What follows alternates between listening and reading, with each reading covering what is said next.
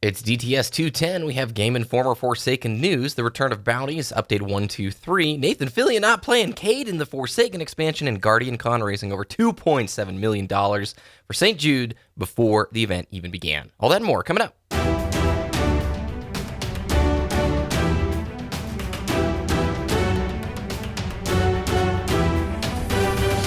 You're listening to Destiny, the show.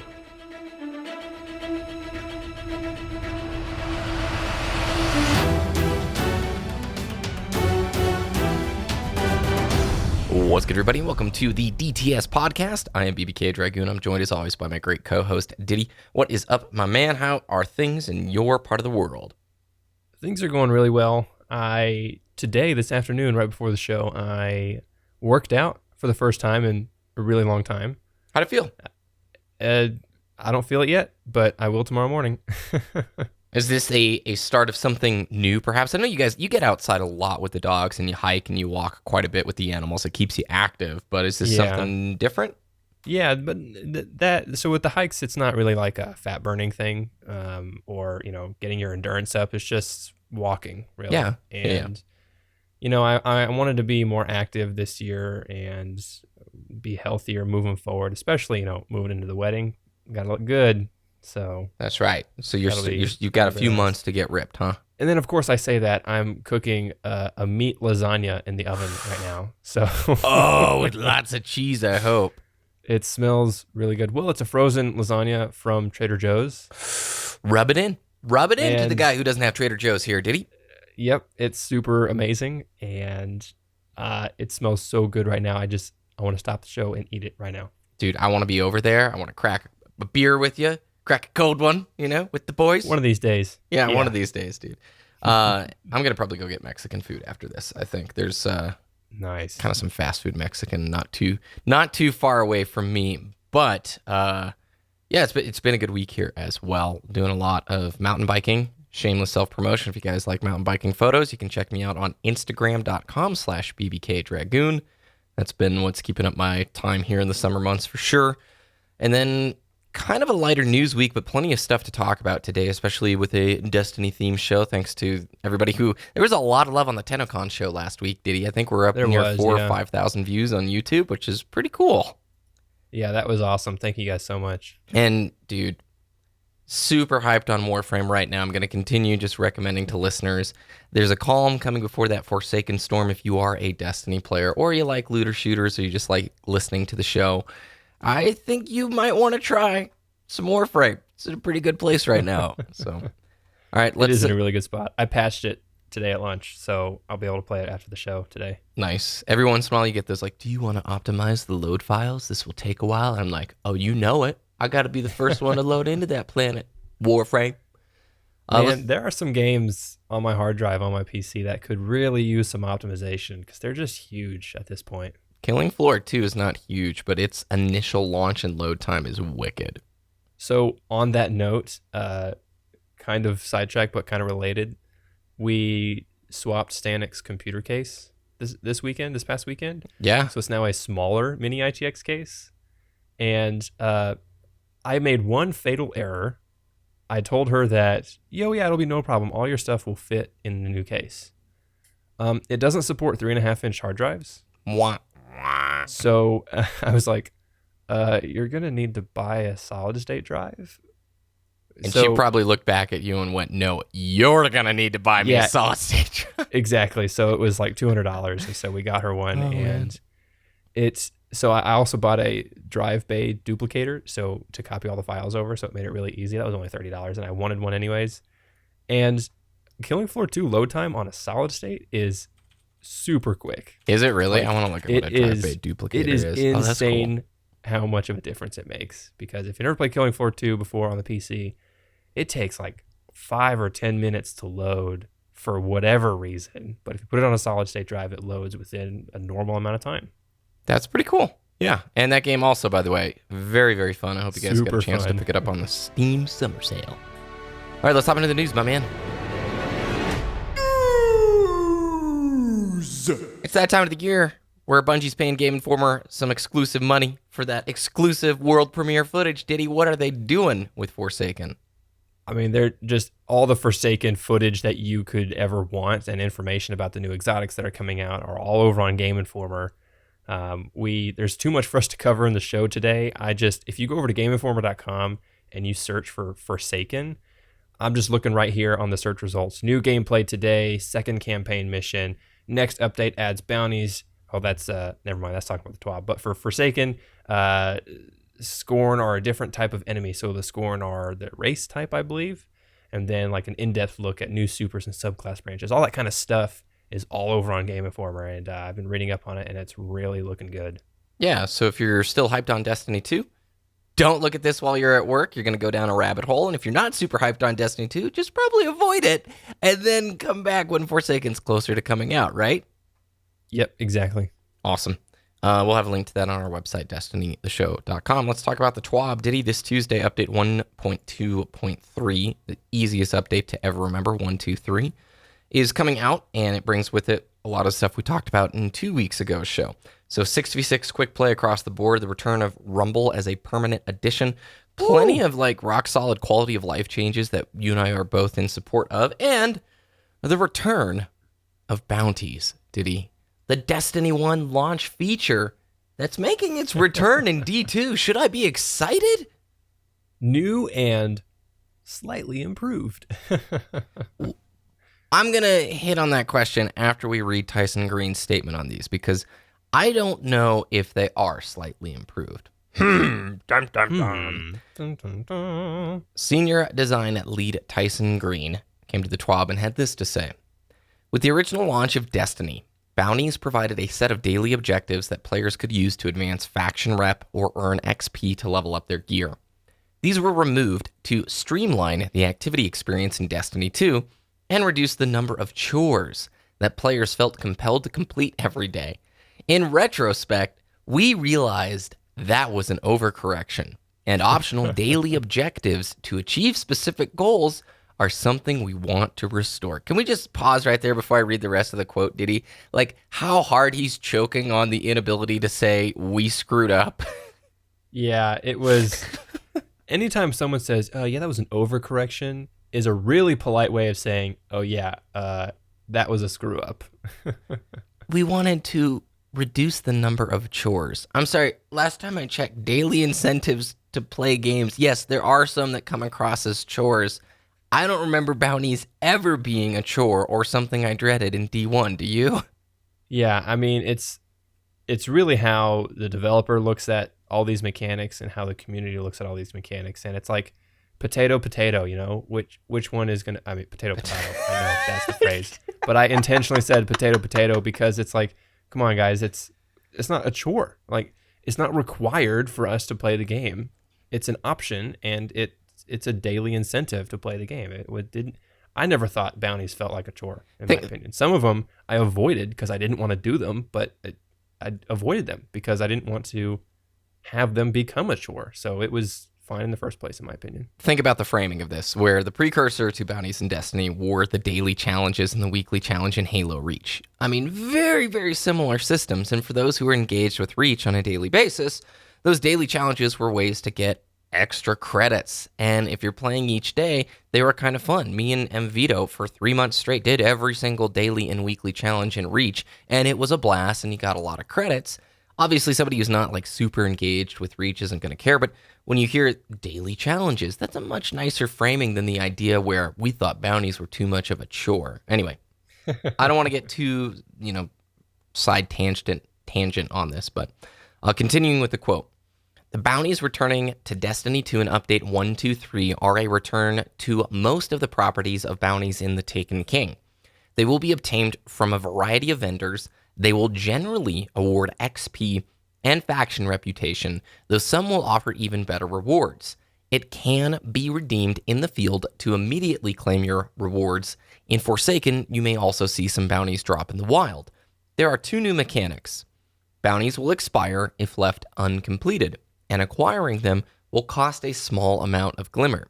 We wanted to avoid the grab every bounty you see until your inventory is packed and sort them out later experience without constraining players to the tiny inventory they found in previous iterations of the game. In Forsaken, more vendors will have more bounties on offer, and some will provide legendary or better rewards for completing them. End quote, Ditty. Okay. What do you want to pick out here before I talk about some of the points that stood out to me in this? Because I think the return to bounties to Destiny 2 is a big deal, and I don't think the short explanation really... Well, how should I phrase it, Ditty? Like, I don't know if it handled it with the respect that it deserves. We want more details. This is update. This is coming in an update soon. Tell me more. I know there'll probably be patch notes, but this is the chance. This is the platform to explain what you're doing and why you're doing introducing bounties into Destiny 2. This is too vague. Now, I will say I really like how the two... not the two new mechanics, but the fact that we can redeem them immediately in the field to get the rewards. I really like that. And I really like how some of the bounties are going to drop in the wild. So as I'm playing, I'll see that objective come up and like, oh, it's kind of like a patrol mission that just randomly appears up, right? Yeah. You get that specific reward. I like that.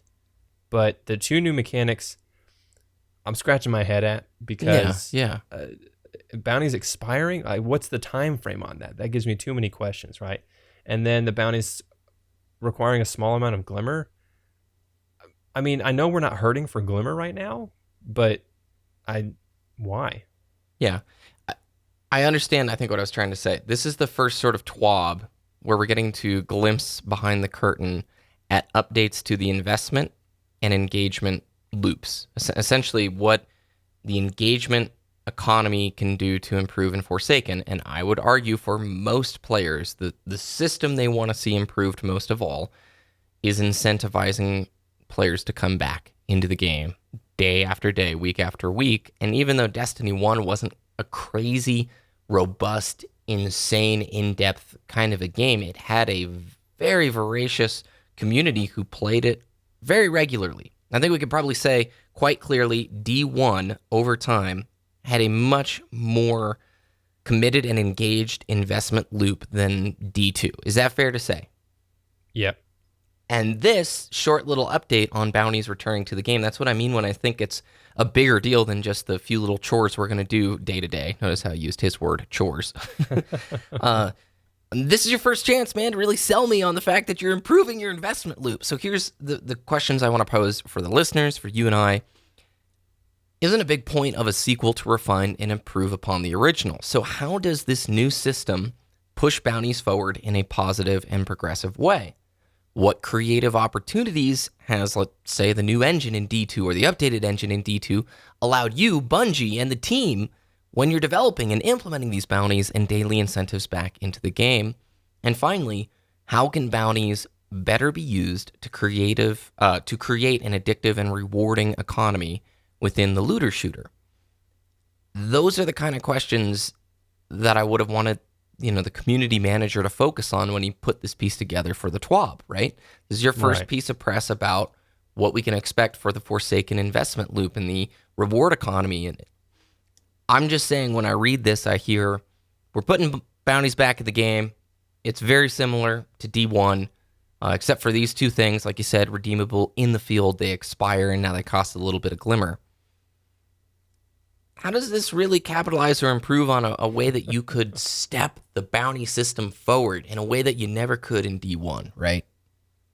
Yeah, I mean, in my opinion, the fact that they cost glimmer, right? So I have to, instead of just going to a vendor and buying an item for shards or glimmer, I have to buy this bounty, do this thing that costs 20 minutes of my time, and then get a random piece of gear.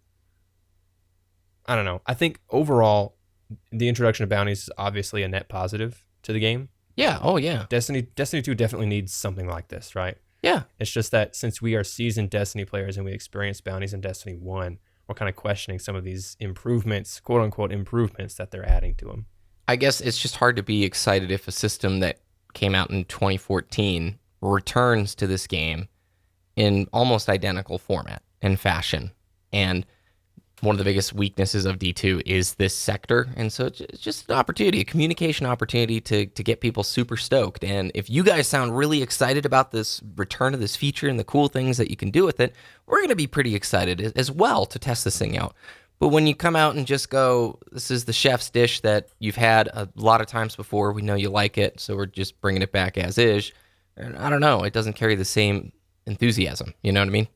Yeah, this is the Crunchwrap Supreme limited edition that we brought back after 6 months of it not being on our menu. You can also use it with guacamole, but it's going to cost you 50 cents. You know, it's always worth the guac. That's something I'm realizing, Ditty, as I get closer to the... I'm in late 20s, okay, right?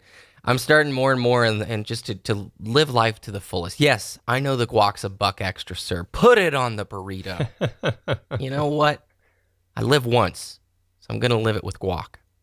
That was a really stupid side tangent there. Other than that, update 123, man, it's going to be cool. I think for people who are enjoying Destiny 2 this summer, it's going to offer some really cool things that will probably aid in your engagement this summer. If you're not enjoying D2, if you're on the sidelines, you're playing other games, I don't think I'm going to be coming back very much for 123, and I would say similar for most people, right? Mm-hmm. Yep. Okay, so you brought this next article to my attention. Drive the boat, sir. Nathan Fillion does not play Cade in Forsaken. This is a Kotaku article that came out very recently. Actually, today, as we're recording the show, this was Jason Schreier over at Kotaku today, Monday night, about how Nathan Fillion essentially was a little bit too busy to play Cade 6 in Forsaken. Obviously, Cade 6, we know that he dies in Forsaken, and that might happen at the very beginning, but he still did not voice any of the lines that Cade 6 has in Forsaken, and he says that it's actually Nolan North in Forsaken. So we'll see how that goes, right? Yeah, so short history lesson. Good old Peter Dinklage was the voice of our Ghost for about half of Destiny 1. And then they brought in Nolan North to voice our Ghost and re-recorded all of the original lines and pulled Dinklage, his lines, out of the game. Nolan North being a super well-known voice actor, probably most recognizable from the Uncharted series, wouldn't you say? Nathan Drake? Right. So he's a great voice actor, but I am kind of shocked to hear this, and it sounds like Nathan Fillion was too busy traveling to be able to work it out, or maybe, we don't know. I don't know if the pay wasn't right or what the deal was, but... So it's actually really funny that we mentioned he's most known for Uncharted, because Nathan Fillion in this exact same article was also talking about how he plays Nathan Drake in a Uncharted short film. So they're like playing each other's parts. That's really funny. It's odd. He's in so many games. If you look at his IMDb page, it's pretty stacked too. Yeah. So I guess take that how you will.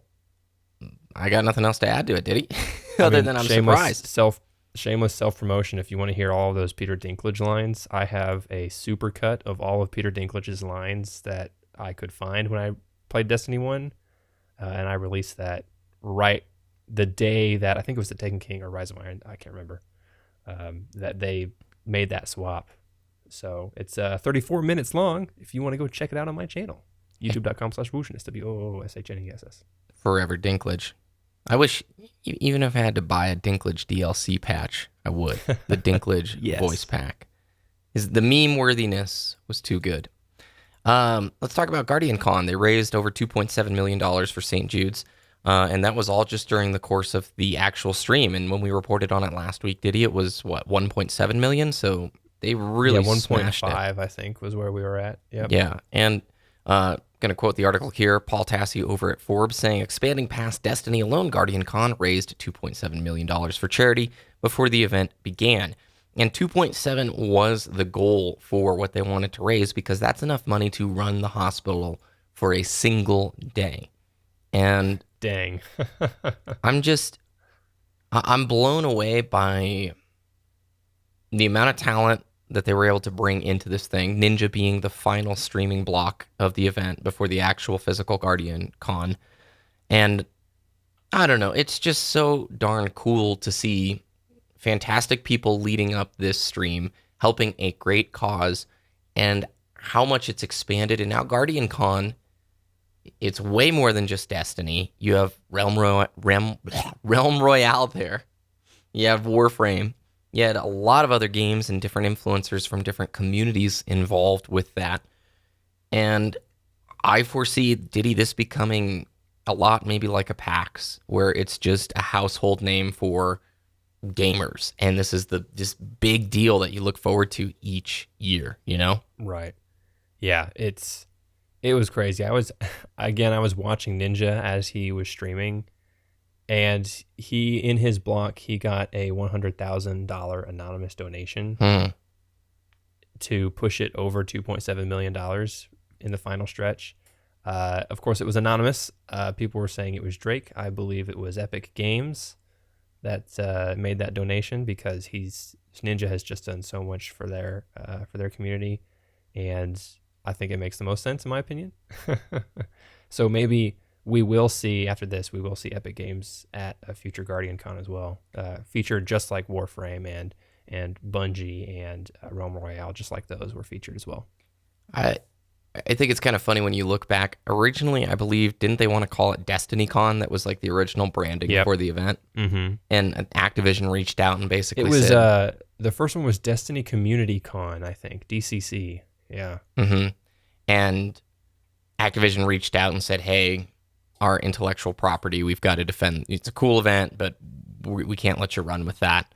And it ultimately became Guardian Con. And now you look at the name and you look at the charity it's associated with, and you look at how it's expanded to so many different games. And it's kind of a blessing in disguise, honestly, the way it worked out, because Guardian Con, at least from a branding perspective, really gets to expand and grow into...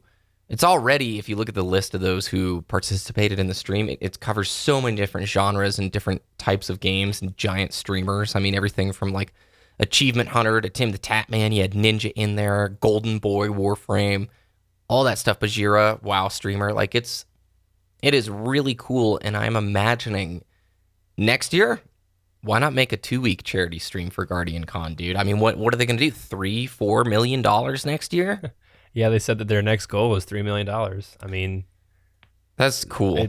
They were $2 million last year, and then $1 million was their goal the year before that. So it's a big deal. Yeah. Well, on that note, Ditty, I think that's probably going to wrap up DTS 210. For right now, those who are enjoying Destiny 2, you've got that Forsaken footage on Game Informer to check out. You've got update 123 coming this week. And then for those of you guys who are maybe looking for something fresh, again, I'll repeat, check out Warframe right now. This is a fantastic time to get in, start your account, start playing, get ready for Fortuna, which is coming this autumn. And I can't believe it, Ditty, but we're almost at August, and before you know it, September's going to be here, and we've got that Solstice of Heroes event coming up, and you blink, and you're going to be married before you know it. Yep, that will be October. You are correct. Interesting. Yep. I look forward to that month, good sir. I look forward to it with anticipation. So it's gonna be a good time. It will. Where can people find your content? Twitter.com/DittyDTS, DITTYDTS, and YouTube.com/Wooshness, WOOOSHNEESS, where you can check out the Dinklebot Supercut. Boom. I'm going to put that in the show notes on our website, destinytheshow.com, for all the links from today and more. You can follow us on Twitter at DestinyTheShow if you just want to see a tweet whenever the show goes live. That's literally the only thing we tweet out on that account. And you can follow me on YouTube, Twitter, and Instagram at BBKDRAGOON. I think that's all the links, Ditty. I think that's the show. Oh, wait. If you want to join the conversation, hop in our Discord, over 1,000 members strong, at discord.me/DestinyTheShow. Boom, Ditty. Nailed it. Hope everybody has a great weekend and rest of the week, because it's Monday. All right. With that, I'm out. Ditty, adios. Adios.